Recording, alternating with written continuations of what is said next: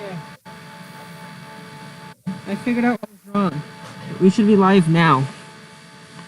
Yeah, okay. Let us know in the chat if you're here now. I fixed the problem. Okay. Okay, well, hello everybody. This is Doug Solacey. I am here with, not here, but we're connected with Vivek Kumar and Professor Scott Cardell from Palomar College. Vivek is up in Julian, braving the cold at Curiosity Peak tonight and operating telescope and camera setup. So we're really pleased to be doing this, and we've got a clear sky and not much wind, so this should be a pretty good night. I want to just mention that we have some good news.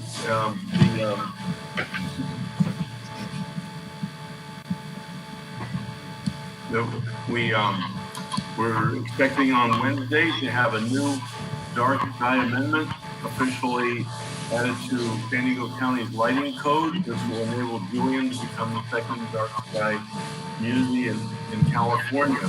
And it also is going to open a path for other communities in San Diego County to do the same thing if their residents so desire and very and organizing. So that's some good news, besides the fact that astronauts are arriving at the International Space Station tonight. So a few things there to add to our program. And I want to introduce Professor Cardell. And would you like to tell us a little about yourself and what you do over at Palomar College?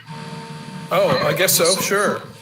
Thanks, Doug. So, yeah, I'm Scott Cardell, and I teach introductory astronomy and our lab to go with that, and a class about the solar system. And in the springs, I also teach a class called Life in the Universe.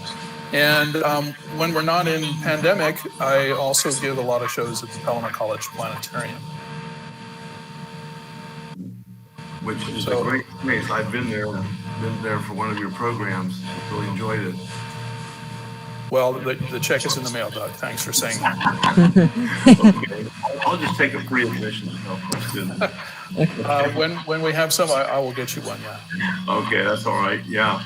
Okay, and I'm Doug Solacey. I live in long-time San Diego County resident, lived in numerous places, started my interest in amateur astronomy began when I was 12 and went to 6th grade summer camp at Mount Palomar and got to see the Milky Way for the first time.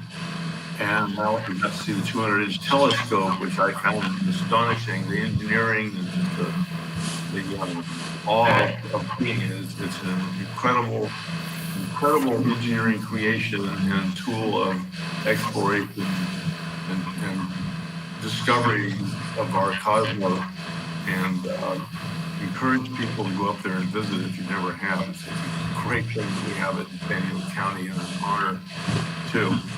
And Vivek, you want to say something about yourself? Because I don't think everybody knows. I don't know where. I'm just a very young amateur astronomer, and I've been very active with the Julian Dark Sky Network, and I'm up here right now getting the star party ready, and also doing some of my own activities. Yeah, and I have to say, Vivek has really been instrumental in us doing these virtual star parties, figured out how to do them, and has come up with very intriguing ideas for, every one of them has been a little bit different. And this one tonight is no different.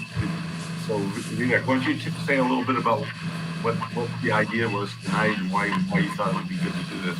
So, usually when we're doing our virtual star parties, the equipment we're using is not exactly that cheap. We have a cooled camera, which is hundreds of dollars, and we have expensive mounts that are built for astrophotography and some high quality astrophotography telescopes. And that's not exactly accessible for a lot of people. So for tonight, we're going to try to show the capability of a much cheaper setup, which we have. If you look on the screen, we have a photograph of that cheaper setup that I'm using right here in Julian, and it's a 5-inch Newtonian on a little go-to mount, and with a cheaper, smaller astronomical camera. So in total, this setup is only around $600, which is relatively cheap compared to that's less than one of the cameras that people use for astrophotography. So this is trying to make this a little more accessible in terms of showing what smaller telescopes and cheaper setups are able to achieve using electronically assisted astronomy. So we're going to be using this setup tonight, and we're going to be looking at a bunch of different objects, and some of these are more winter objects. So we're going to be starting with M33, which is here, which is, if you look at the sky, so we're looking a little bit to the northeast, and here's the constellation Cassiopeia, which is a very trademark W in the sky, or a 3. And where we're looking tonight is between where Andromeda is, across from the star Merak, which is in the constellation of Andromeda. We're going to be looking at a spiral galaxy over here, and it's in the constellation Triangulum. It is very creatively named the Triangulum Galaxy. I got this. Yeah. Also known as M33. Yeah, Messier 33, and I've got this live stacking for 9 minutes now. So this is what we've been getting so far. And I guess we'll talk about a little bit about this galaxy before we move on to the next target. Sure. Did you want me to step in? Yeah, Did you want to talk sure. about it? Yeah, you can step in. So, okay. Yeah, the Triangulum Galaxy, I think it's about 2.7 million light years away. Yeah. As you can see, it's a spiral galaxy. Most of the things that you see that look like stars are really foreground stars in our own galaxy, the Milky Way. But as you look along those spiral arms, you can see some splotchiness, if you will. And those are clumps of stars, clumps of nebulae that are in this galaxy, which is kind of a cool thing to see.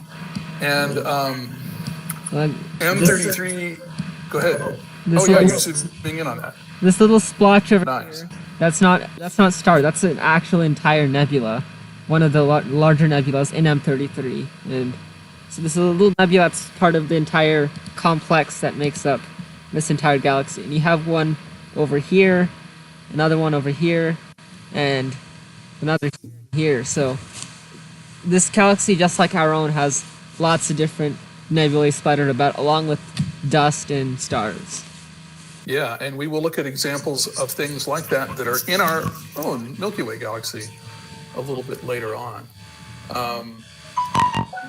This galaxy, like the Milky Way and like the bigger Andromeda galaxy, is in what we call the local group of galaxies. It's those are the big three that I just mentioned, with Andromeda sort of being the big kid on the block, and the Milky Way next, and then M33 being the third biggest one.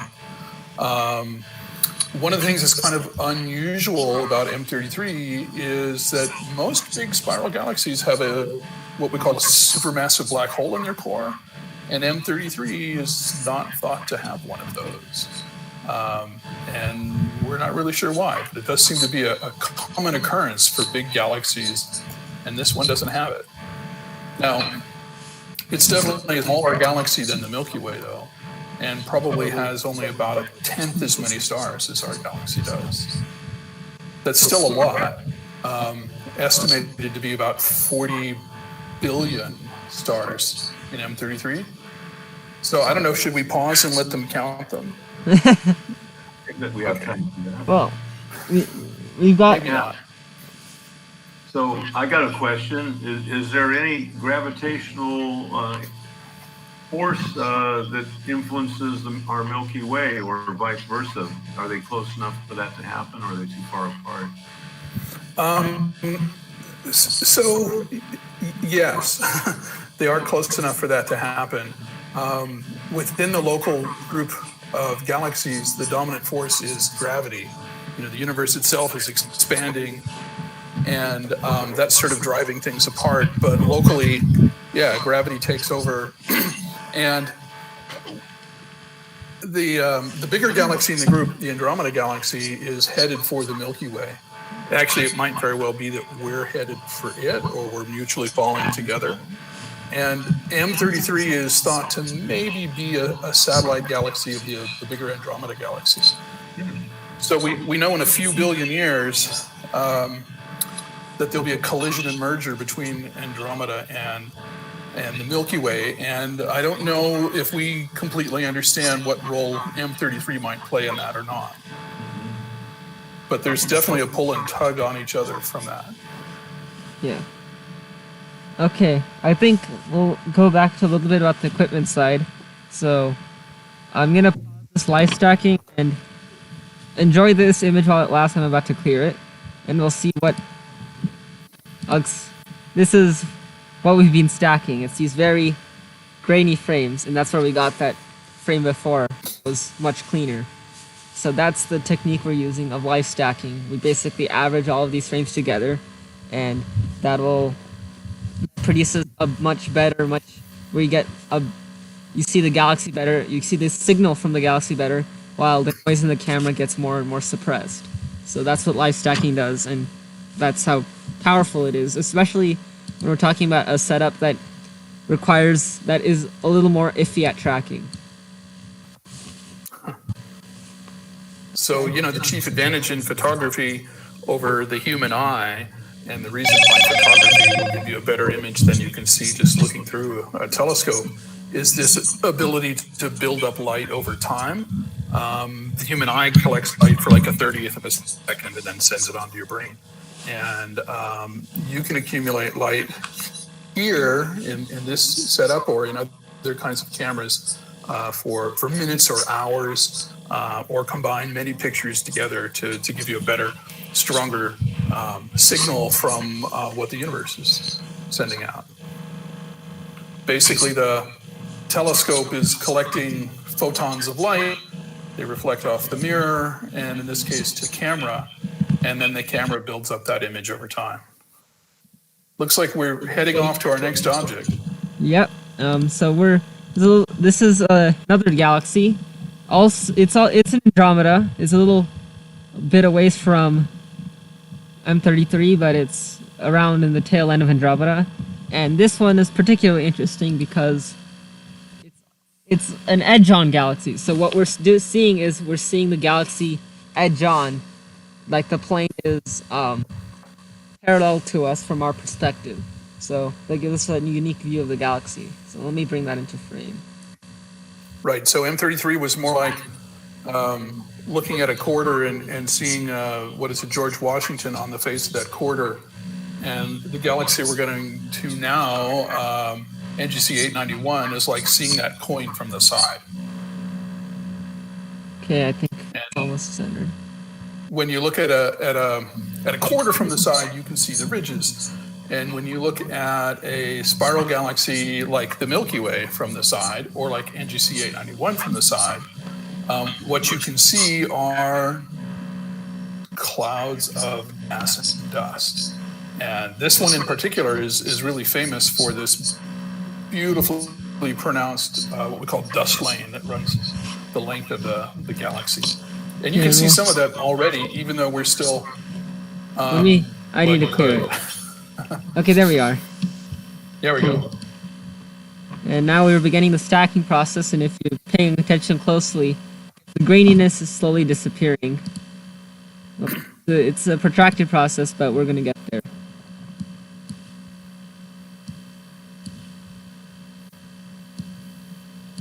This allows us to accumulate that light, and you can see the galaxy in a much better light. So... yeah, we can already kind of see this dust lane. We can see this dust lane in the middle, piercing through the galaxy, and that's just basically... if you look at the Milky Way, if you've seen the Milky Way before, you see this especially the summer triangle part of the Milky Way, you'll see that there's this great black rift through the Milky Way, and that's basically this is the equivalent of that. We're seeing in the Exactly. the dust in the plane of the galaxy cutting across the galaxy. So Yeah, it looks So- like these stars there, but that's not really the case. And Roger just asked, what was the length of each exposure? You These wanna are 1.5 explain how that works?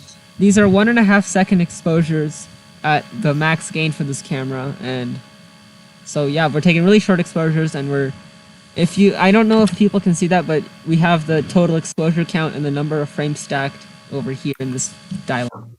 Is it, and then you're seeing the frames in that little green graph in the bottom right. That's a histogram.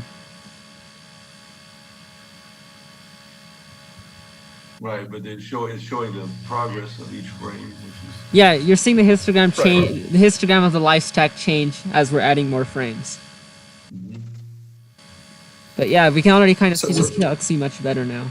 Yeah. Yeah, so individually, each frame doesn't really help you all that much, but we've now got 81. how many frames? Over 80, you're right, that have added together to give us the image that we have now. That's just 2 minutes of exposure in total, so it's quite good. Good for that much exposure time.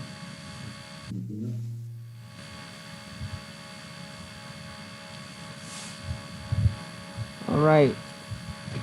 so that other stuff that we see in the image, red and blue and so on. Those are artifacts on the camera sensor, and so if you're seeing those blue and green and reds, if you see these little green dots and they're slowly accumulating as little clusters, those are called hot pixels, and those are basically dead pixels on the camera that are fixed to look like that. And as we're stacking them, because the telescope isn't precisely tracking, you're going to see them trail. So that's what you're seeing here. So the way around this would be to take darks, and those would eliminate these hot pixels and give us a cleaner image. But that costs £10 a year for the software. So And we're demonstrating how to do this on the cheap, so we've not done that.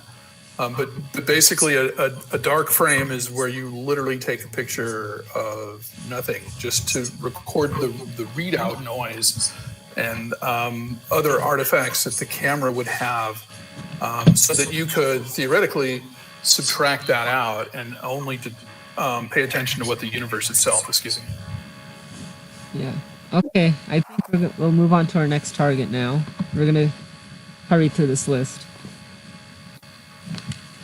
So I don't think I mentioned that the galaxy we were just looking at is significantly farther than M33. M33 is a nearby neighbor at 2.7 million light years, and this one is at 27 million light years away. But we're headed for a target in our own galaxy now, is that correct? Yep. And it's already headed off. Let me set this back. I don't need more warning from. Okay. So off into the constellation of Perseus, which is supposed to be a Greek man from mythology who's supposed to rescue Andromeda. But we're going to be looking at a planetary nebula, very reminiscent to a more famous one called the Dundle Nebula. So let me see if we've gotten there. I have to bring it into frame.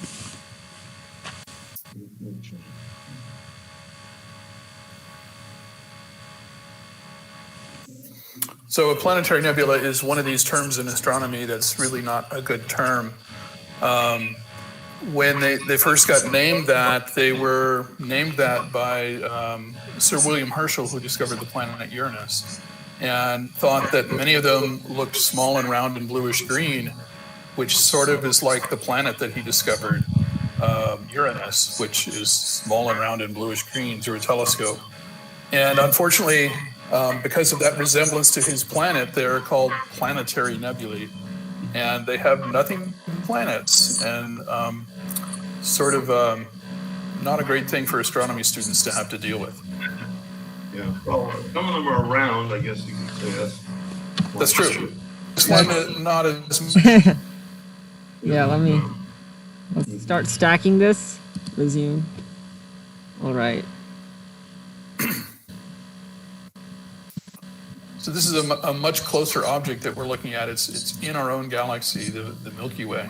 It's about 2,500 light years away. And we're just zoomed in there. Yep.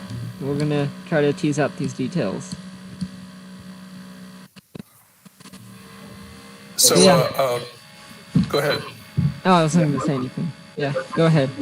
We've looked at it before with a much larger, more expensive telescope. Yeah.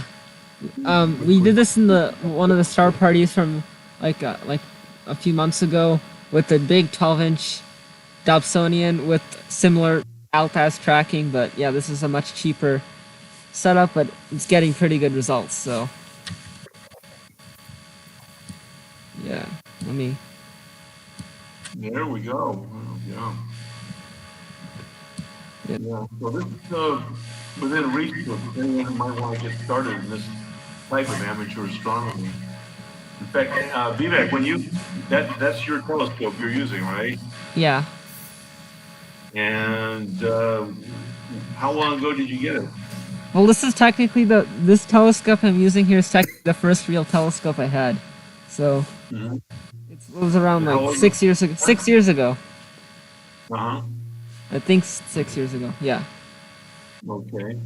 So you were 11, and Yeah. did you use it just for visual astronomy, or did you try? Well, yeah. So you started for visual astronomy. Then my parents had a DSLR, and I wanted to see if I could put that on. And then everything went wrong from there. You talk about things that financially went wrong. Or, Sure. You want to put it that way? Yeah. You get bitten by the bug and you want to see more. Yeah. But it sounds like you got some good use out of it, and are still getting some good use out of it tonight. Yeah. Okay, I think we're going to see the fainter parts of M76. So we're seeing some nice color there, though. That's for sure. Yeah. And this is gas that's being given off by a star that's in the process of going from a red giant to a white dwarf. So this is part of its send-off as it's dying. It's not a big explosion. It's a gentle thing, and these last for thousands of years. But we're seeing various colors from different types of ionized gas out of this nebula. So red, if you can see the red in the nebula, that's the hydrogen in the nebula. And if you can see the more bluer, greenish, teal parts, that's the oxygen in the nebula. And if you can notice, the hydrogen tends to be at the periphery, while the oxygen tends to stay at the center. And that's because of how this nebula formed. It's indicative of that process, because the hydrogen before this planetary nebula was formed, when the star, when you look at the layers of the red giant as it's starting the process, the hydrogen tends to be at the outer layers of the star, while the more inwards you see the oxygen produced by the star through nuclear fusion. So you can see that pattern when you're looking at these planetary nebulae, and they're quite colorful too. So they make for very interesting targets. And the sun is also, as we keep saying, the sun is going to eventually go down this path and will form a planetary nebula of its own in about 5 billion years. So give or take.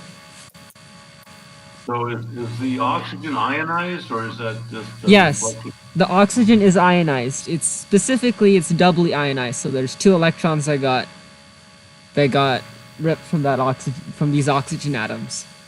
Mm-hmm. Well, I must say it's a very creative process as far as for us humans to be able to witness it. Yeah. The amazing variety of shapes and colors that come out of these collapsing stars.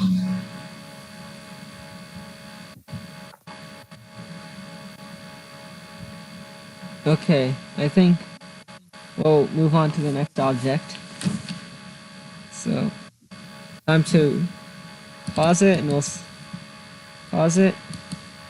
So we off to M74? Yep. Yeah, so this is the frames we're starting with. Remember that. You can barely see the nebula. Oh, oops.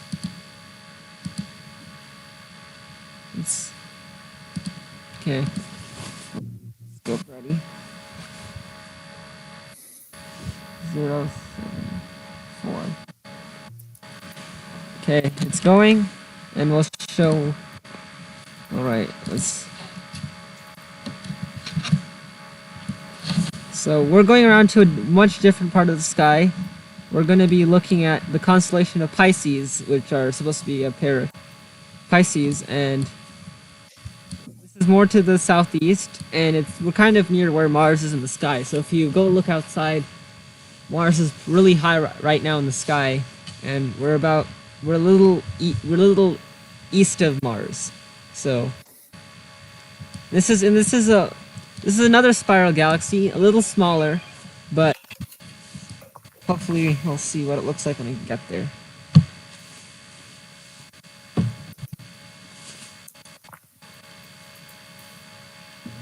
Okay, just want to encourage people who are watching and listening. We have chatting, and we love to hear from you. Just say you're watching and where you are, or if you want to have a question or a comment, please come forward, because someone said to me recently, the only stupid question is the one that doesn't get asked. So put it out there. We don't bite. Yeah. We're actually getting some good ones, and I've been responding to a few right now. Yeah.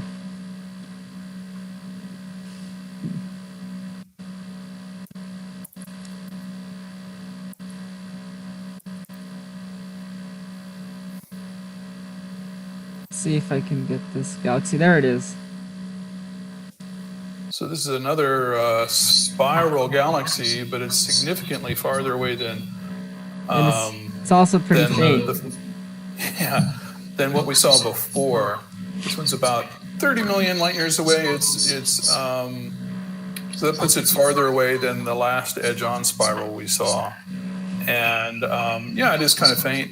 It's a galaxy that's a little smaller than the Milky Way. The Milky Way is thought to be around 100,000 light years across, and I think this is more like 95,000. Has about a quarter as many stars as the Milky Way has in it, which is still a lot of stars. I mean, the Milky Way has an estimated 400 billion stars. So that means this one only has 100 billion stars, which sounds like kind of a lot. What is this? Oh, I see. It seems to be moving toward your cursor. I know what it's doing. Yeah. Are we losing our tracking? I figured out what happened. It hit something, so I just have to move it out of the way, and then I'll go back.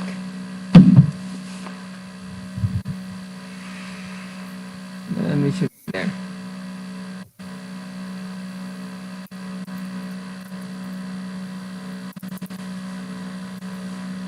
And it might be obvious, but just want to add that the telescope that Vivek is using is computerized. It has its own built-in computer, and that enables it to go to objects just by inputting into the hand control where you want it to go, and it goes there once it's defined. And once it's there, it tracks the object, so it compensates with the Earth's location. Actually, Yeah, I just bumped something. That's all happened. Yeah. You know the hand controller, that little thing where you put the hand controller inside of it, like the tray, the hand controller tray. It hit that. Mm-hmm. It stopped moving. Yeah, things happen in this hobby. There we go. Now we got it back. Okay.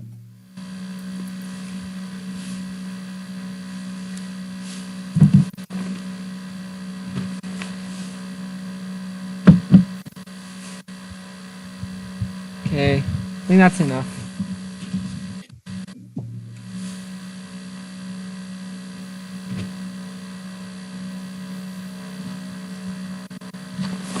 Okay, it's tracking a little worse. Looks like it's settled. It's not settled. Now it's settled. Okay, now I can start live stacking. Alright, we'll get rid of our beautiful Nice. 6. Still nice. Well, you can already kind of see the core now. Mhm.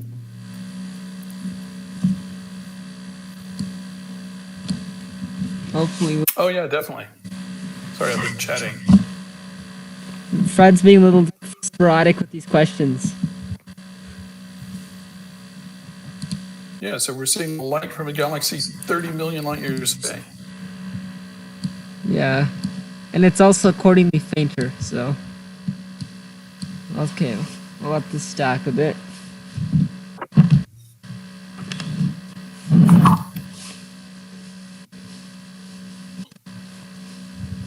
So it's probably rotated a bit since the light left the galaxy.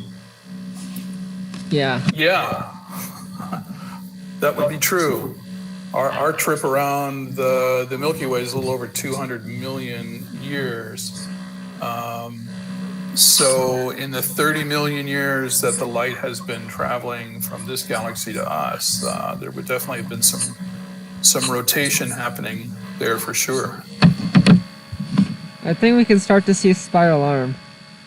Yeah. Oh yeah, definitely spiral arms. And we see these little... Just like M33, some of these pockets are just pockets of nebulae. So... Mhm.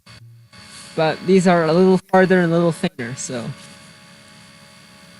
But we're same pattern. We have these galaxies with a lot of dust, a lot of gas, these ionized regions that are star-forming regions. And all of these stars, of course, these are in our own Milky Way, they're foreground. And this Right. galaxy's in the background. It's like looking at a majestic landscape from your car with dirt on the windshield. Yeah. Or flies. Yeah, but it's something that's in the foreground, and while it adds to the view here much more than dirt on your windshield would, is we're looking through space. Those stars are in the foreground, and the galaxies very much in the background. Yeah. Yeah, it gives perspective.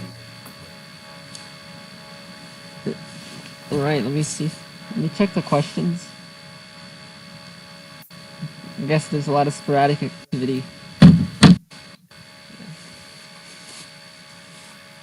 So M74 is very much an active star-forming galaxy. Yeah, So, it's like our Milky Way in that it's a spiral galaxy that's going about its business. It's face on to us.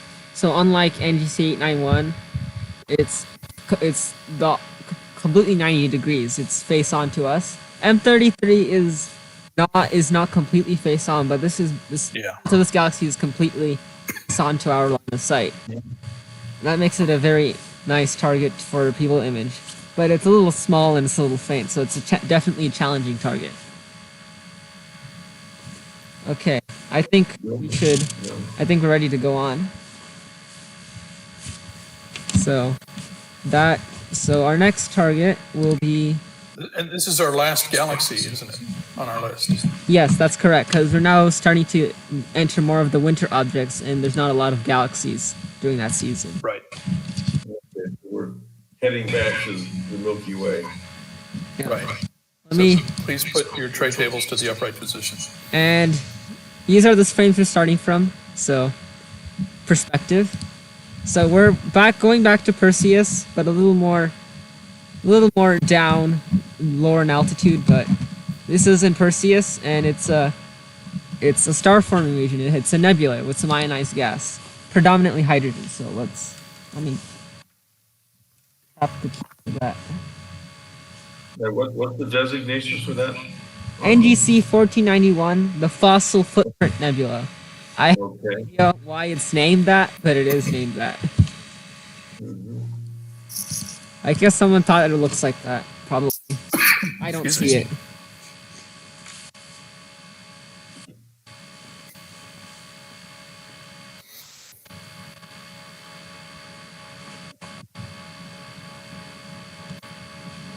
The view is spectacular if it wasn't for the dust. Yes. I mean, stars do add something to it, but that's one of the reasons is when we look at if we look at how we see all the galaxies we see in the sky, all of them are most of them are concentrated away from the Milky Way, because the dust in the Milky Way and all of the substances, they obstruct a lot of light, so a lot of the galaxies that are in that line of sight, they're much harder to see. Right, there's a definite season or seasons that are good times for observing galaxies, because of the very fact that our own galaxy, the Milky Way, blocks our view of the more distant universe. And this actually, for a lot of astronomers who are trying to study the concentration, trying to do cosmology, the Milky Way introduces a lot of sampling bias, and it's generally a nuisance in terms of trying to map, well, the universe that isn't just our galaxy. So yeah, our very home is a nuisance, as we just heard. yes, But you're exactly right. Right, just in the same way that some people feel about the moon and the light of the moon scaring the light of more distant things, the very presence of the Milky Way being a thing full of gas and dust and stars blocks our view of more distant galaxies. Absolutely. And when the Milky Way is more like on the horizon, that's the best time for seeing galaxies for sure. So, okay, we're already start to see what the main feature of this object. Mm-hmm. The very center, there's a couple of pillars, and it's this concentration of hydrogen and a little bit of oxygen gas. But it looks predominantly red because it's hydrogen dominated. Yeah, it looks a little bit like a pipe organ. Right?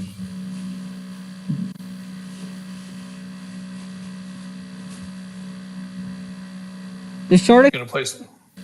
Go ahead. I'm just reading the question. Short exposure loss, a function of the cheap camera. Well, so the live stacking we're doing here, I mean, is just this is the way of trying to. We use the short exposures generally to get around tracking or get around tracking or for other purposes. But yeah, so we do this method with any camera. You could do this with a DSLR, a good cooled CMOS camera, as we've done before, or this cheap astronomical camera. So, but yeah, this is a really good way of trying to get a good solid image without having really precise tracking. And as you can see, the SNR, the signal noise ratio, it builds up as we keep adding more and more frames. But yeah, in general, when we talk about astrophotography, when people try to image these things, they don't take one long exposure all the night, because there's limitations to how much light the camera can detect. You don't want random satellites or anything else, or if something goes wrong, then you have ruined the entire night. So that's the benefit of having multiple exposures. And here, that becomes to the point where we're taking 1.5 second exposures in order to beat the tracking that we're using. Okay. Right, in the old days when astrophotography at observatories was actually done on film, sometimes they spent an entire night on one single exposure, and then something could happen literally to ruin that. And so digital astronomy has just, well, the digital revolution has just completely changed how astronomy is done at the professional observatories and here with equipment like this. There's so many things that people can do now that were just impossible not that long ago. Yeah. And okay, so we're starting to see this structure here. I'd like to keep a note that the actual complex of this nebula spans the entire image. And what we're seeing here is just the really bright central part. And this is this little clump of hydrogen gas sitting at the center of this nebula, which spans the entire image. But we're just at that center right now. Right, and this is a region of gas like what we first saw in M33, where stars are forming, and these young stars particularly put out a lot of, because they're hot, they put out a lot of ultraviolet light, and that makes this gas glow. Yeah. Definitely, there's a lot of structure to this gas, and that's formed by the different interactions that gas has with radiation from the star, other material, and generally the processes that are going on, and that forms these unique shapes that we see in emission nebula all the time.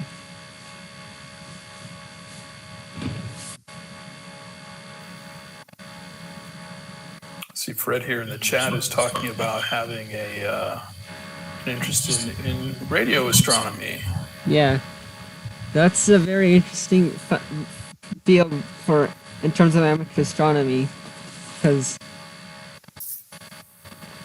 there's a lot you can do with that. It's a completely different wavelength. Absolutely. Okay. Yeah, in general, amateur astronomy, they have lots of different subfields. So, I mean, and this is one subfield where we're doing electronically assisted astronomy to show people these objects. But visual astronomy, spectroscopy, which we did before, there's a lot you can do. That's why, for some amateur astronomers, they start to lose a lot of money. Yeah.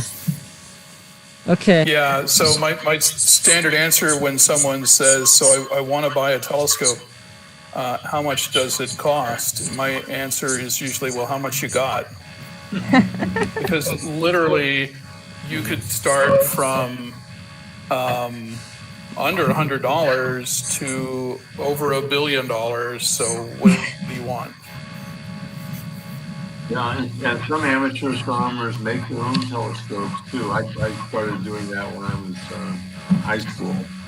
I couldn't afford to buy a really good telescope, but there were kits you could buy. You run your own mirror and yeah, same tube and put it together. And did you finish?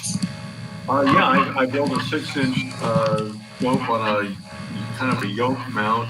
It was after my 6th grade camp experience at Mount Palomar. I was inspired by the mount I saw at Mount Palomar, and I built it out of wood, and it didn't have such smooth bearings as Mount Palomar, but I got a lot of enjoyment out of it. I did try to do some photography through it with a film camera, a twin lens reflex camera, and I had very limited success with that.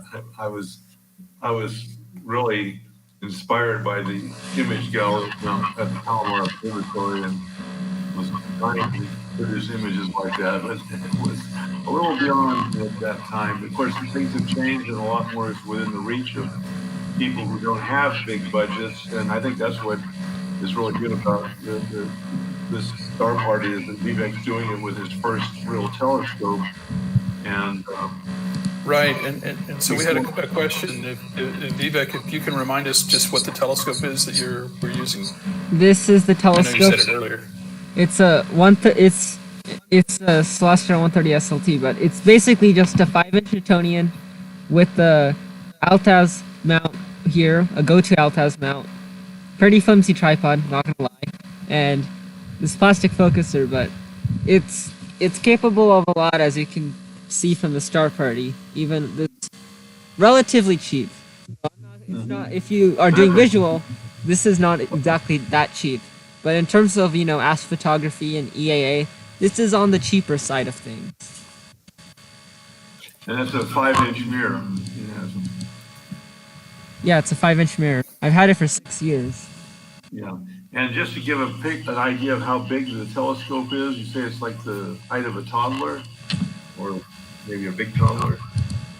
I guess I maybe a small child. I guess I think that's Small child, yeah. It's probably, you'd have to crawl on the ground and look at the eyepieces.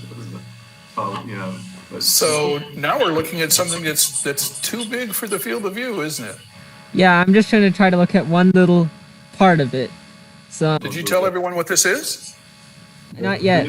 I'm trying to get there to that part. Oh, we don't want to spill the beans. Is that it? Yeah. I mean, if the amateur astronomers probably already figured out what this is. So I'm just trying to center it now. There we are. We should all try to be more centered in life. Sorry. Wow. Good jokes cost more, people, just so that you know. 2,607 frames. Well, that's how many frames we've been taking since the start of the star party. Yeah. Oh. Okay. Anyways, this is M45. It's the Pleiades. It's visible to the naked eye. If you look in this direction, you'll see this. It kind of looks like a mini little Big Dipper, I guess. But it's very prominent. It's a great binocular object, and it's even better with the telescope. And if you have really good eyes and you're in a dark sky site and you have a good, really large telescope, it's an incredible object because it has a lot of reflection nebula with that. And so that's what we're trying to look at. It's a little bit faint, but hopefully we can stack that in. It's in the constellation of Taurus. It's currently rising. We're a little bit southeast of Perseus, but we're west of Orion. So get the live stack ready so that we can get that in. So this is actually the second closest star cluster to our solar system.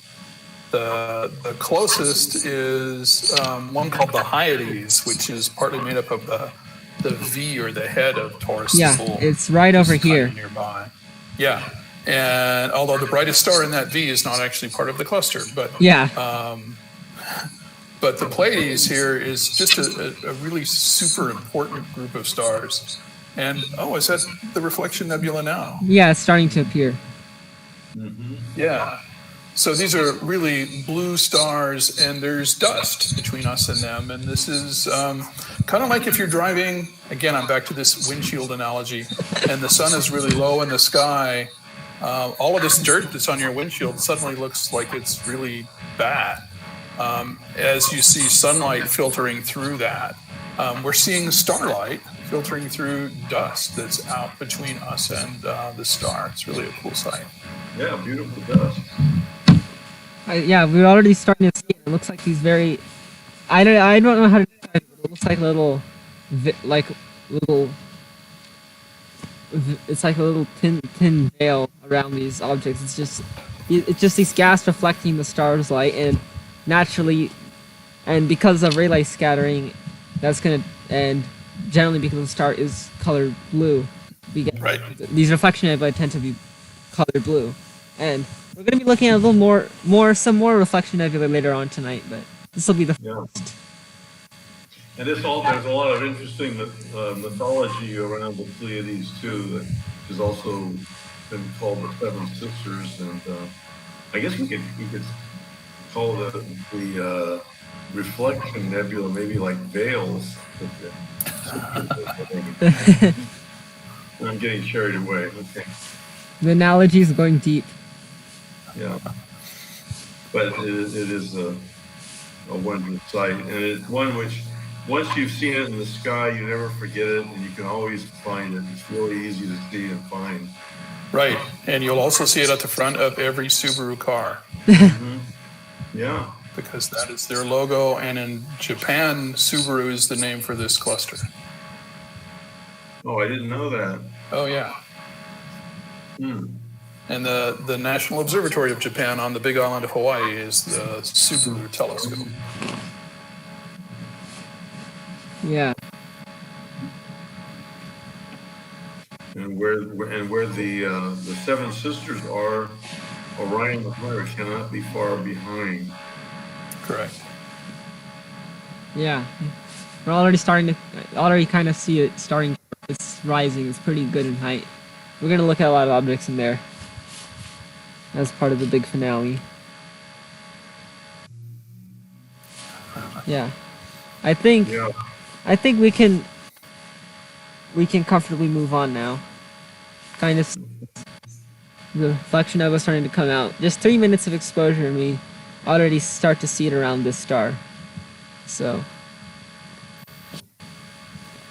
all right.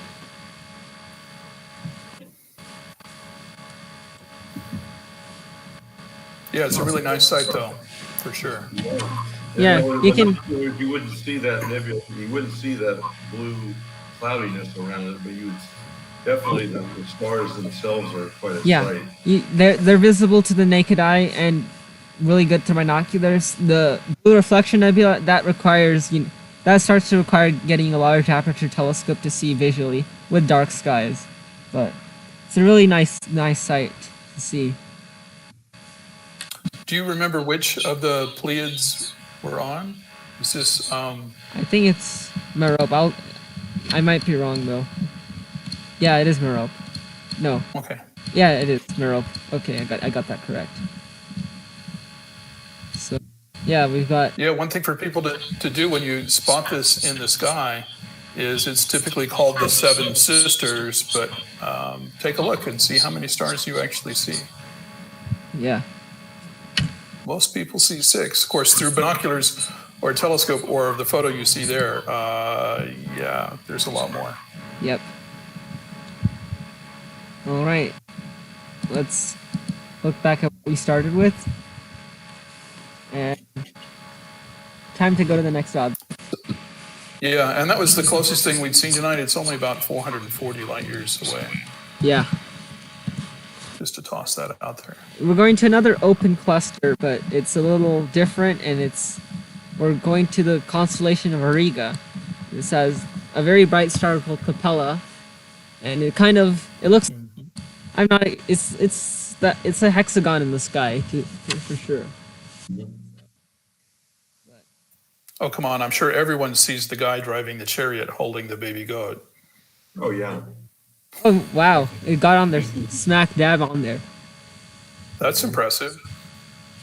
That's nice. Very convenient for me. Don't have to do any slewing. But yeah, we specifically added this object because it's a really nice sight through binoculars and through a smaller telescope, because it's just it's a collection of stars, and it makes for a really nice sight, and hopefully we can see a lot of the different colors in this cluster. Although the color balancing of the camera might make that a little difficult. Now, if Vivek could turn the telescope around 180 degrees and see through the Earth, he'd be looking towards the center of the Milky Way. This cluster's opposite the galactic center. I don't know why you needed to know that, but I just felt the need to say that. Orientation, so we don't get lost. Yeah, the summer Milky Way is definitely gone now. Yeah. But the winter sky, you got to have some determination to get out there in the cold, but there's some incredible sights to see. Yeah, this is, there are like over 500 stars in this cluster. It's about 10 light years across and 4,500 light years from us. Yeah. You can definitely see there's some orange red on those stars for sure. The color balancing, it's a little different. There's definitely a wide assortment of bluer stars and oranger stars, and again, that color is indicative of the temperature of the star. So cooler stars tend to be more reddish, more orange, higher in wavelength, while the bluer stars tend to be the much hotter stars, and they have much shorter wavelengths that they're emitting. So that's what you can tell from looking at the color of a cluster.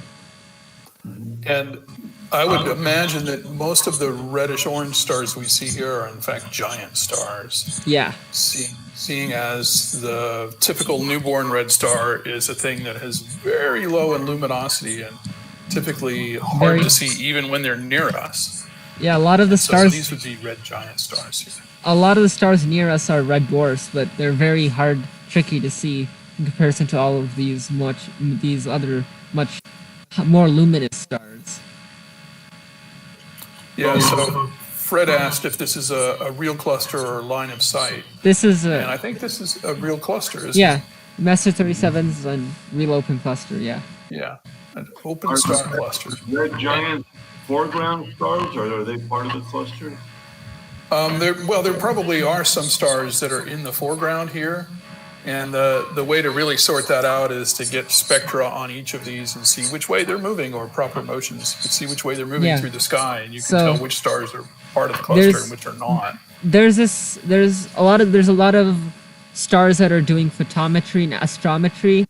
The most recent one is called Gaia. It was launched by the European Space Agency, and it's collected very precise measurements of the positions of these stars and very precise parallaxes on a lot of stars, and we can use that proper motion based on basically the movement of the star, and if the open cluster is close enough, we can use parallax and as before spectroscopy to get the velocity in the z direction towards away from us. We can use all of that to see what stars are members of the cluster, because they're together in one cluster. They should have almost identical properties, like they should be moving together, and they should be in general moving together because they're part of that cluster.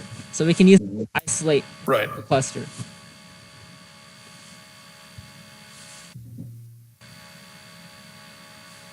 Okay, I think we can move on, since star clusters in general don't need a whole lot of exposure to really get the gist of it, but it looks really impressive. Looks good. Zoom out. Okay, it's time to move on. Are we doing the Flaming Star Nebula next? No, we're doing. Oh, that one. We're doing the That one went away. Yeah. Okay. It was too faint. Yeah. I forgot to take that out of the list. Right.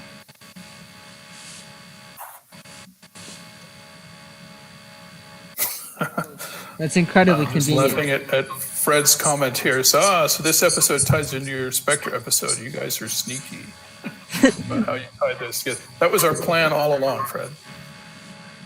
Astronomy is all connected. It's part of a cinematic universe. Yeah. Hey, you're there already. Yeah. Go-to is more accurate than I thought it would be. This is a super colossally awesome thing, or it was. Okay. We're starting. And it'll look much better here in a moment. Now it just looks like colored pixels. It looks like a big blob. A little cloud. A blob of them. Flying over LA at Christmas time, maybe. Yeah, in general, spectroscopy is a very big thing in astronomy, so it's not a coincidence you're going to see that thing pop in a lot. That's true. We can kind of see the central part of it now.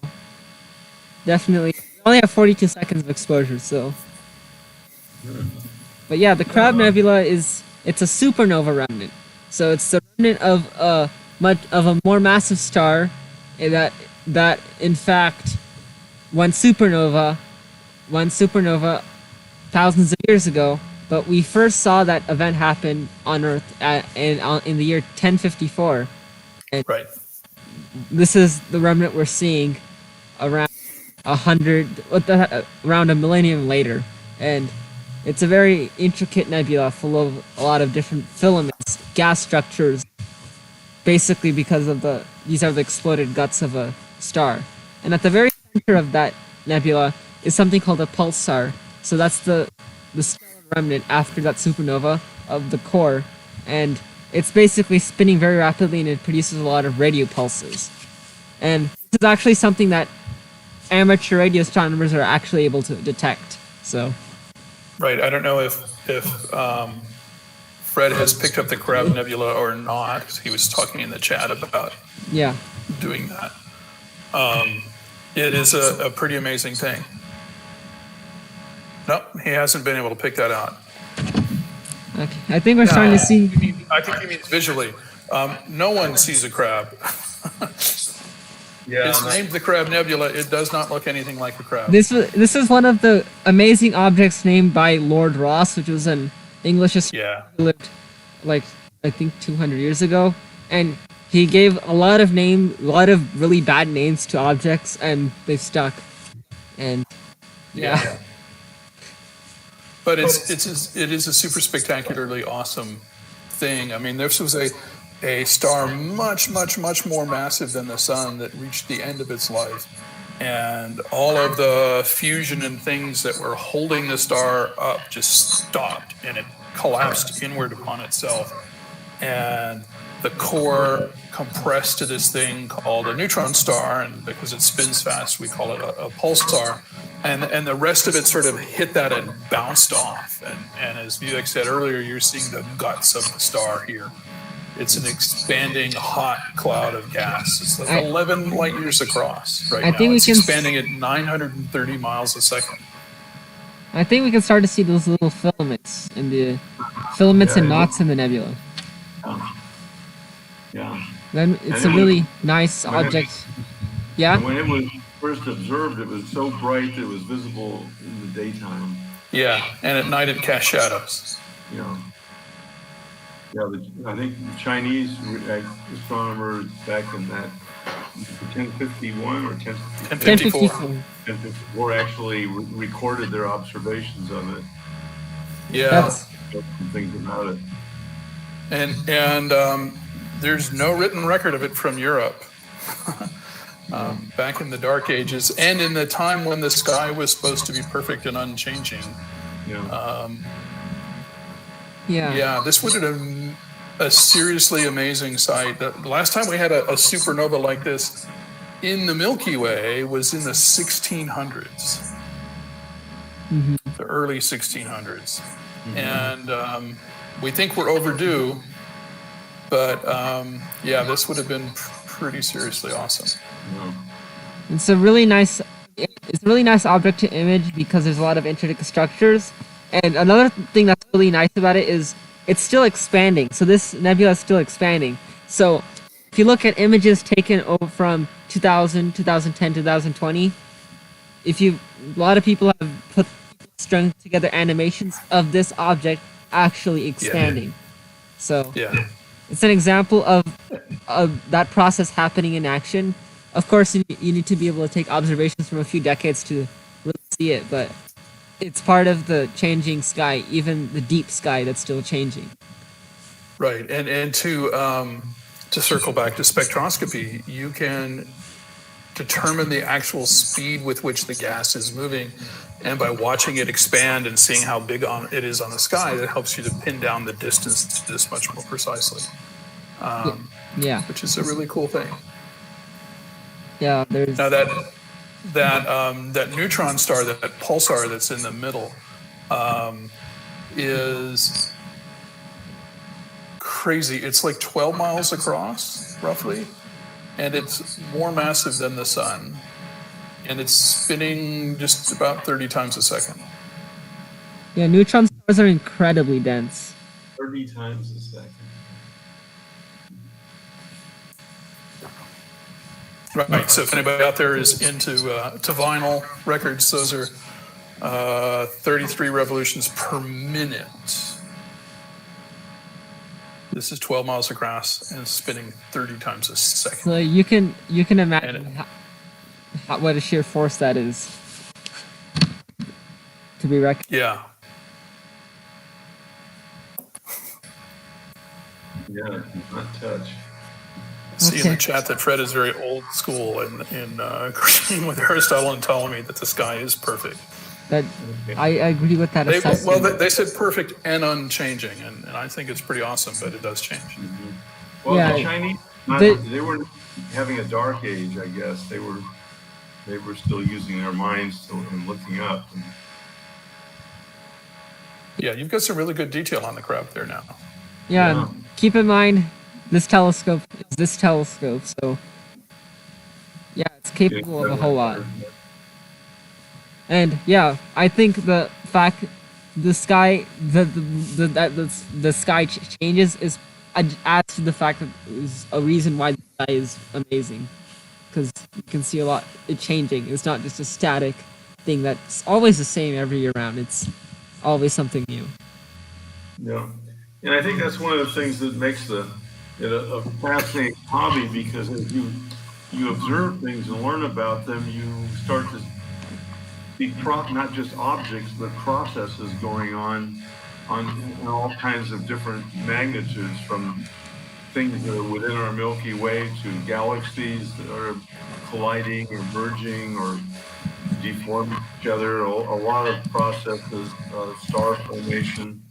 So it's kind of dramatic, really. On that note, we're gonna see another example of changing stuff in the sky. So we're looking at M78. Stellarium has this very creative name called Casper the Friendly Ghost, but most people just know it as Messier 78. It's in the constellation of Orion. It's a little bit to the north of the Orion's belt, but it's a really nice reflection nebula, but it's a lot more than that. So, alright, goodbye to the Crab Nebula, and I think we should be there now. Stop stacking. Okay, we're back in the hot pixel neighborhood. There it is. Just have to get in the frame. Okay. But the reason why this nebula is nice is because there's a specific region in this nebula was actually discovered by an amateur astronomer in I think 2006, and he got it named after himself because it's a variable nebula, and it just appeared in our records in 2006. It's called McNeil's Nebula, and it's basically the star there is not exactly stable, so it's having a lot of flaring up processes that are occurring. And that guy, with an 80mm telescope, he was just doing his normal astrophotography, and he noticed that there's this little new nebula that he hadn't seen before that just showed up. And so he investigated that, and he got it. He basically had discovered a new variable nebula. That's a really interesting tidbit about this nebula. Yeah. So the sky is pretty big, and the professional astronomers typically zoom in very small spots of it, and there's a lot of ground for amateurs to make some sort of contributions here and there, and this would be a good example of that. I don't like the framing, so I'm gonna be a little picky. I want to get the other part of it in.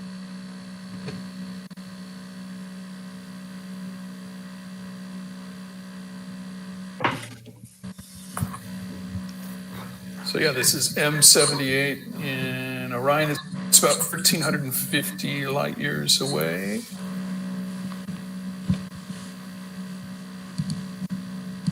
Alright, let's stack this. Already can see the signal to noise ratio improving.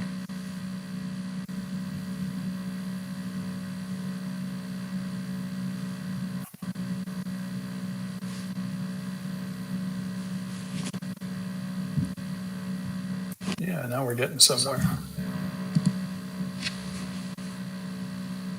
So this is a reflection nebula, so just like the phenomenon we saw in the Pleiades, it's reflecting light from the stars within the complex, and there's also dark nebulae. So if you see this little feature around here, hopefully that'll show a little bit better once we get some more data. There's also dark nebulae, and there's also some interesting other objects called Herbig-Haro objects, which are T Tauri stars, which are really new stars that are protostars that have basically in the process of forming. Right. There's a lot of different objects, a lot of things, processes going on in this complex, which makes M78 a really interesting object. But what you see here in the image is mostly that reflection nebula. One of the exciting things about this area of the sky, Orion and Taurus, is that there are big complexes of nebulae that are in the process of converting into stars and star clusters. And so it's also not tremendously far away. So it's the closest region in the Milky Way where this stuff is actively going on. And we see a lot of cool gaseous things and clusters in this part of the sky.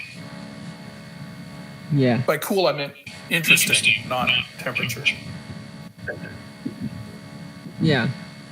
But in general, the sky tends to be a little bit colder, but also a lot harder.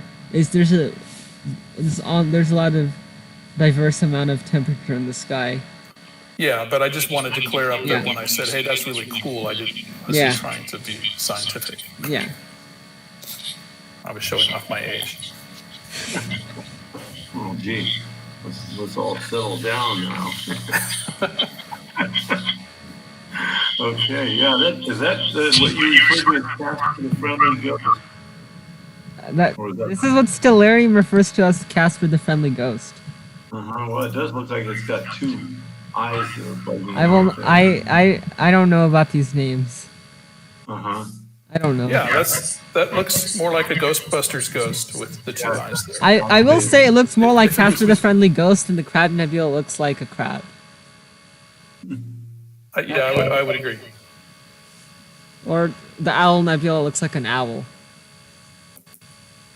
What's wrong with the Owl Nebula? It doesn't look like an owl to me. Well, come on. I just heavily disagree with Lord Ross on his naming schemes. That's okay. Yeah, just as a reminder from the chat that other people can ask questions too. Fred's been doing a lot of talking. Yeah, the chat. That's okay, Fred. We don't mind. There's no slow mode on the chat. Anyone can type whatever they want to ask questions or anything. So, yeah. But we can start to see a little bit of structure and detail in this part of M78. And we can kind of see the dark nebula. It is a fairly faint object, but the reflection nebula itself is pretty cool to see. Let me zoom in on that. That is totally a ghost. You got a face there for sure. There's two eyes, there's a nose, there's a mouth. Yeah, it's a little bit of a smile, maybe. Yeah. Or a chuckle. Yeah. See, even Fred agrees it's more like a Ghostbusters ghost. We should call it the Slimer Nebula. Oh, okay, I see it now. I see the ghost. Oh, that makes sense. Oh, that's why it's called a Casper. I guess that's a... Yes. I guess it makes sense now. Yeah, I see it now. I just zoom in on that to see it. Excellent. Okay, that's a pretty good name for it. But I guess if you take longer exposures, that name disappears. Actually, let me look up. Yeah. Does it look like that in Stellarium? Not so much. No, because it's based on a much longer image, deeper image. Yeah. Yeah, so it probably just loses that effect when you get an integration on it. Yeah, I mean, let's look at the other side of it. I mean, you can kind of see the reflection of it in the dark. But yeah, this is... I guess it looks like Casper the Friendly Ghost. Okay, I think we can go on to the next object. This one's really interesting. I was just about to play some Ray Parker Jr., but I guess we'll skip that then. Okay. He was the guy that sang the Ghostbusters song for the movie. This is where we started from. But, okay, let's move on. I can very quick hop here. Oh boy, yeah. We're going to be looking at the Flame. Now we're getting there. The Flame Nebula. Flame. This is one of the really obvious, I would say, names for an object, because it does indeed look like a flame, like a gas flame. But it's really pretty. It looks brown and white, which is a really good match to the horse head near it. All right, let me center that. And it's not amazingly hard to see if you're someplace dark Yep. and you've got like a 8 or 10-inch telescope. I will say though, I was able to with this setup, I was able to see it in even San Marcos, so that testifies to EAA as a capability. All right. Let's One put this thing down. I have to say though is no matter what you are using to look at the sky, whether it's binoculars, small telescope, or a large telescope, it's really worth it to come up to a dark sky area like Julian and see what you can see, in those kind of conditions, because everything jumps out. The only exception, Absolutely. the only exception to that rule, I would say, is if you want to observe planets. Do not come to Julian if you want to observe planets. I will say that. Yeah. Right. Yeah, and the moon. I mean, that's for sure. They're just so bright. But Yeah. just even without telescopes and binoculars, just to be able to take in the majesty of the stars themselves, being in a dark sky location, there's no substitute. And the Yeah. Flame Nebula here is looking really great. Yeah, this is what you're seeing here. I was able to achieve in better than what I got in 10 minutes in San Marcos. So, I will say that word. So you'll notice there's like a bright spike of light coming in from just off the top. And that's light from the leftmost star in Orion's belt. Allen attack. So this is right. This is very near the Orion's belt star of Orion there. The For leftmost belt star. For a lot of astrophotographers, Allen attack is the bane of their existence because if you've got like a Newtonian, or if you've got a camera with some lens effects, it can really obscure this nebula and the other nebula near it, the Horsehead Nebula. So, but it's really nice to see that, like, this little composite over here. And soon we're going to be moving on to, we're going to just quickly hop over to the Horsehead. But yeah, this is really, we'll let this sink in. But it's got a really nice orange brown color, just like a flame. So, and there's a lot of dust here, and Yes. it's interesting to study this in infrared. It looks a lot different, and there's a lot of different structure when you look at this object in infrared. So studying these kind of objects to multiple different wavelengths gives you a really big picture of more complete picture of what these objects are like. Right. I mean, it's just like if you were sick and you were at the doctor, they wouldn't just take your temperature and then say, well, you don't have a fever. They might listen to your lungs. They might, do a blood count. They might do any number of things. But astronomers looking in different wavelengths of light, visible light, infrared light, gives them a more complete picture about what's out there and what's going on with that. Yeah. Okay. I think we'll move on to the Horsehead now. All right. All right. This is where we're starting from. So this will be a very quick hop because the Horsehead is right next to it. Just got to get the hand controller ready. In fact, often you get images with both the flames. Yeah, if you have it Yeah, a wide, if it's a wide field. yeah, the wide field you can see both at the same time. Now, visually, the Horsehead's a pretty challenging object through a telescope. Yeah, it's extremely challenging visually, but you might have to use special filters like a hydrogen beta filter to really get it out. But if you have dark skies, a large enough telescope, and the will, then you will be able. It's a really nice object to see. Yeah, you need to get dark adapted, and you need to be patient trying to see this. Now the question: did I have it? It's so faint. Do I even have it in frame? Yes, I do. Okay. I think you do. Is it just to the right of your cursor? Yeah, I think so. So I'm gonna start live stacking. We'll hopefully see it. I was able to see it in Marco, so I'm very highly confident it's gonna show up here. So. Oh yeah, I think so. Yeah, that was the image in the Mount Palomar Observatory Gallery that sent me going home to beg my parents for money to buy a small telescope. I got to see that horse head. Nice. So what we're looking at is just starting to fill in. It's a dark cloud that we really sort of see in silhouette from glowing gas that's behind it.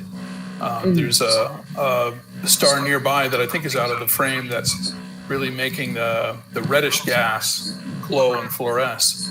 And kind of in the upper right. That reddish. The horse head we're seeing is this darker silhouette on that. That reddish gas is hydrogen gas, so right. Hydrogen tends to be red in the sky because there's that wavelength. If you saw the spectroscopy star party, we talked a lot about this. But hydrogen alpha at 656 nanometers, that's the predominant line that we see from ionized hydrogen, and that's what we're seeing basically give us a background to the horse head. The horse head is this dark nebula, and in fact, if you look at the horse head in infrared, it starts to become transparent because as we look at dust, the longer in wavelength we go, the more we're better able to penetrate it. Then we can see what's behind it. So that's something that actually there's a really nice photo from Hubble that did that. But yeah, we're starting to see it now. Mm-hmm.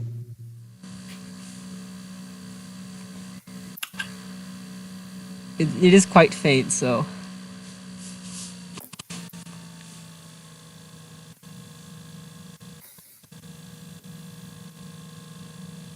Let me see if there's any questions in the chat. So it's sometimes called B-33. It sounds like you're playing Battleship, but it's from, I believe, a catalog developed by Barnard.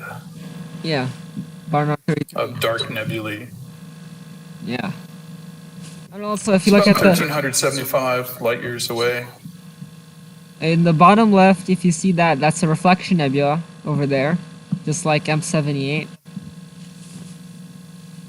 Much brighter than, much easier target than the horse head for sure.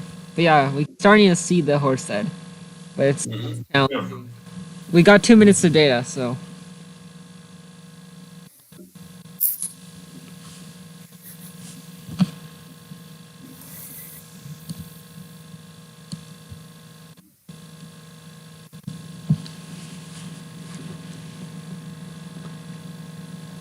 Yeah.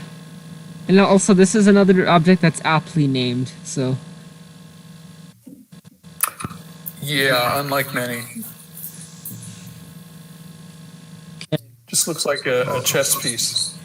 Mm-hmm. Like, yeah, the knight. Right. There's strangely no bishop and queen or pawn that I know. Either of you know who named it? Offhand, I don't. Probably some person who recognized it, who probably saw, yeah, that's a horse head. I mean, it's a kind of... Yeah, but someone had to be first. Yeah, whoever observed it first, probably.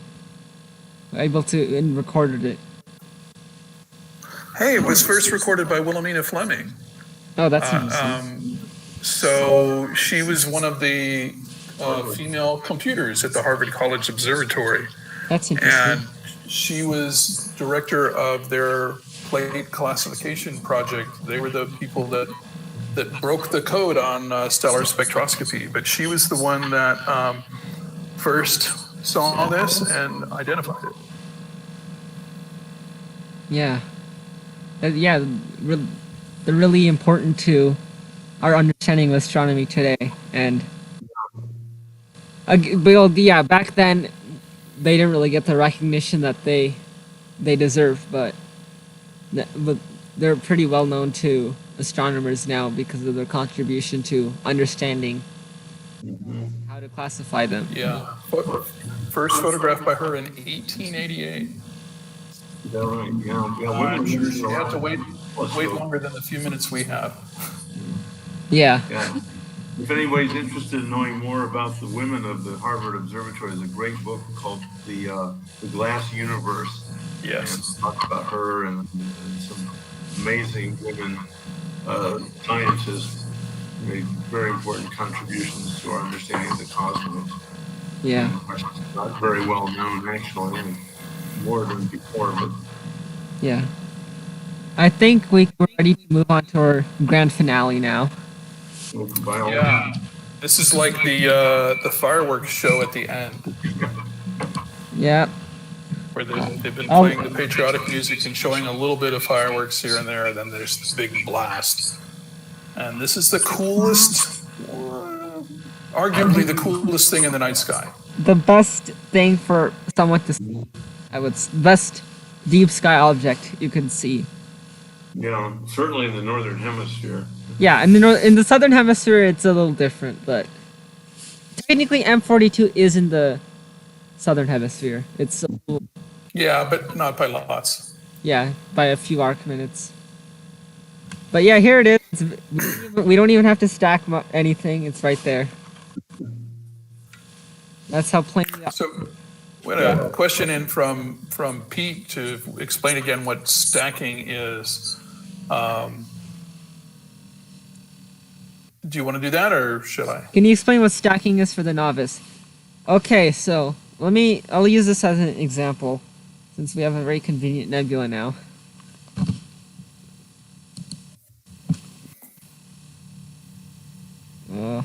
Center. Yeah, this is really an incredible nebula. These are 1 second exposure. That's how bright this nebula is. How many seconds? 1.5. Yeah, and this can be seen quite easily with binoculars. It's visible to the naked eye too. Yeah, it's if you're familiar with Orion and the 3 stars that make the belt. Well, below that is the Sword of Orion, and this is basically the middle star of that sword. It looks kind of fuzzy even to the eye, and to binoculars it's definitely cool, and with any telescope it looks awesome. You won't see the color though.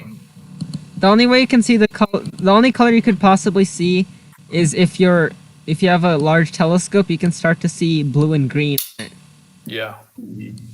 I've heard people report that they saw red, but it's kind of skeptical because it takes a lot of attenuation to start seeing red. But yeah, I have seen this visually through the Palomar Observatory 60-inch. I saw no hint of red at all. But green, yeah. Green and blue is because blue and green are more it's easier for our eyes to see blue and green. We're more sensitive.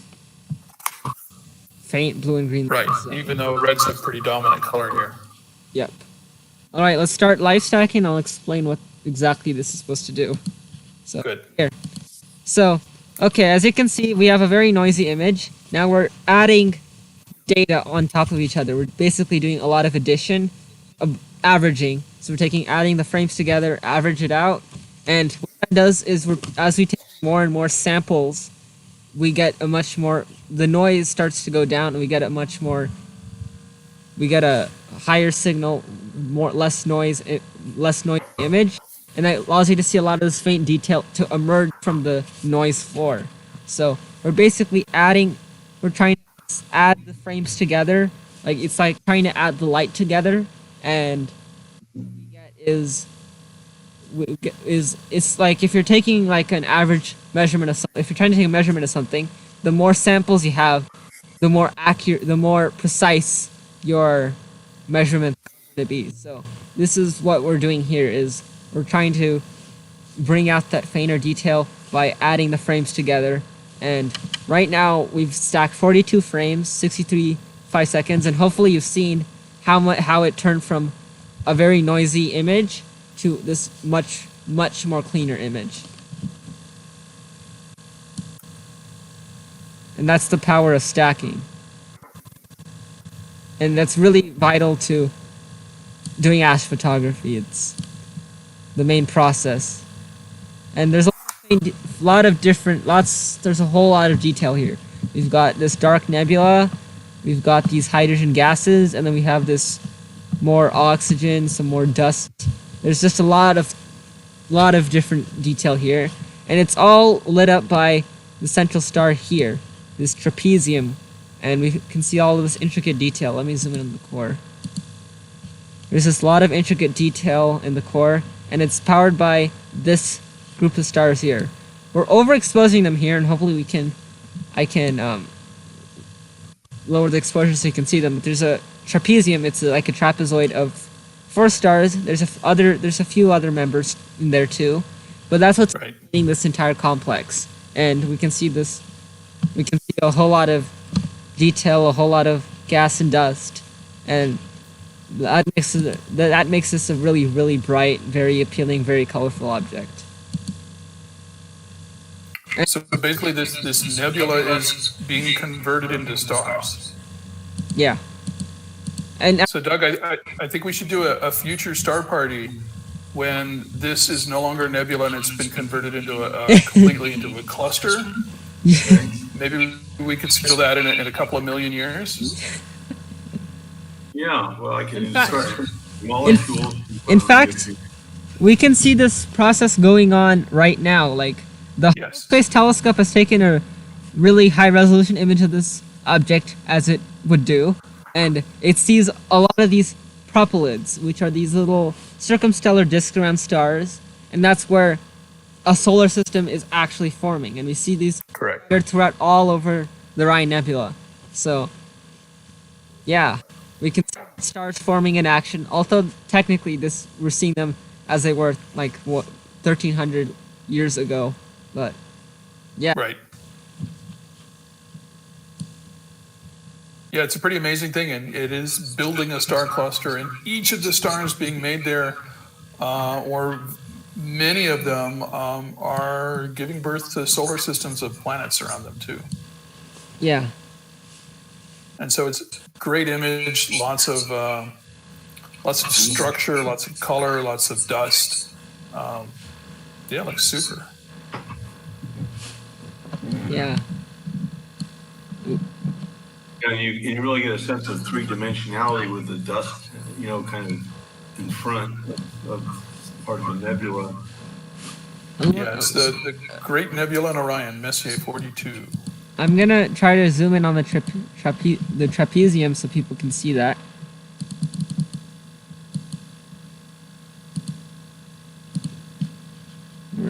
Yeah, basically there. There's those 4 stars, the trapezium. There's some fainter members. I don't know if we can. There might be one more we can possibly see, but it depends on the seeing and depends on how well I can do this. But all right.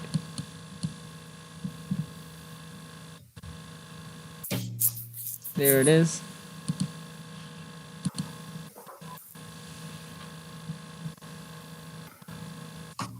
And these stars that are in the trapezium, they vary, but between 15 and 30 times the mass of the sun. They're super hot stars. They're close to each other, just about 1.5 light years apart.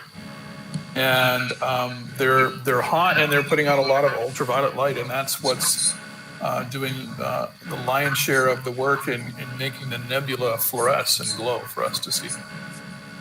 Yeah. Okay.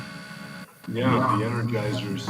That's the grand finale for our star party with this relatively cheap setup. Let's not forget that. So.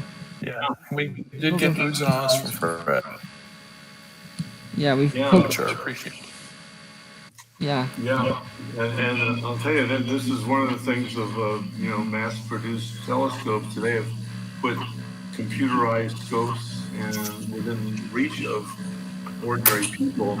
So check it out in the holiday season. If you've got a young, curious mind, Make sure you don't make sure you up. just make sure you avoid like the department store really lower tier telescopes. Like generally like in like very polarized range when you only have like $50 or $60, the best investment I would say you could make is in binoculars, because binoculars can show you a whole lot in the sky. You can see the Rhine Nebula, you can see Andromeda, you can see some of the open clusters, you can see M45 in a dark Yeah, sky and site. Yeah. the nice thing about binoculars is if someone's interests change, you can still use them as binoculars. Some people get into a hobby and then they find they're not interested anymore. And if you invest in a telescope first before you know you've really got the bug, then it may not be a good choice. But Yeah. so these binoculars can show you a whole lot in the sky, especially in dark sky light. They really excel in dark skies. Well, but yeah, if you've got like if you're starting to go above, if you're starting to get $100 or above, then you can start getting a telescope, and like a really, if you want to see want to really get the most you can out of your money, then a Dobsonian would show you a lot of stuff. Or if you want something more portable, there's other types of telescopes, and you can also get something like this, and then you can slap a camera on it, do some short exposures, and you can start to see a lot. So that's what we've been trying to do with the Star Part, and I think we've shown a whole lot with this relatively cheap setup. So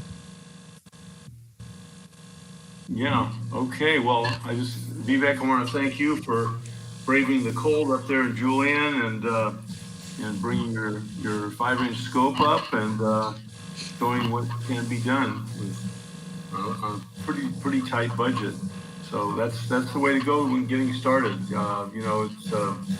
It's definitely within reach, and you do want. I think the comment you made about getting for the under $300, the Dobsonian is good. They're not mechanized or computerized, but they're easy to use, and they're you learn steady. the What sky. you want to stay away from is these. Maybe I'll lose my Costco membership now, but these little department store Christmas time packages that say 600 hour magnification on a little spindly tripod, and when you touch it, it vibrates for about 10 minutes, and you want to stay away from those. That's junk and not worth anything, really. But yeah, I mean, even above $300, you can still get a Dobsonian. But I would say you don't want to invest too much money starting this off. You want to incrementally lose your money. So, okay, I think that concludes it. Yeah. Well, Scott, thank you for joining us and contributing a lot of good information and a bit of humor too. We'll give you that. And for people who want to, see what imaging that we do, and a number of us, you can go to the Curiosity Peak Observatory website, which is curiositypeak.us, and also please check out the Julian Dark Sky Network website, which is juliandarksky.network.com, and there's a lot of information about what work we're doing locally to both enable people to enjoy the night sky, but also to appreciate it and help preserve it. And I want to also mention that we are just now getting ready to submit our application for Julian to become an international dark sky community recognized by the International Dark Sky Association. And a shout out to Lynn Jarman, who's out there and has done a lot of work to actually prepare the application. So yeah, we should be having a celebration one of these days when we can get together either virtually or in person and celebrate that. Okay. So thanks everybody for joining us. If you enjoyed what you saw, please subscribe and tell your friends about it. Okay. Good night. Good night. Take care. Good night.